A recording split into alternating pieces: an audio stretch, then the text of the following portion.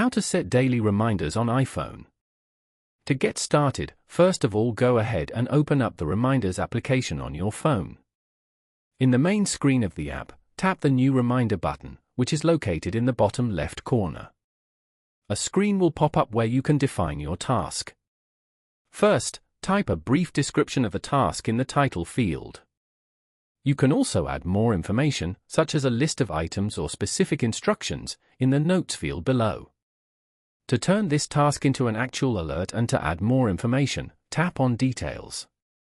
In the Details menu, take your time to set date and time as you wish. You can also set an early reminder to get notified before the scheduled time.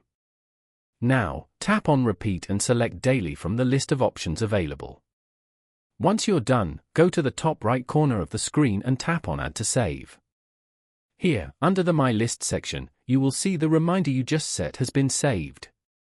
Now, open the reminder. You will see a date and time with the Repeat Daily you customized to get notifications every day on the reminder you saved to your list. Following these steps, you can easily set daily reminders on an iPhone.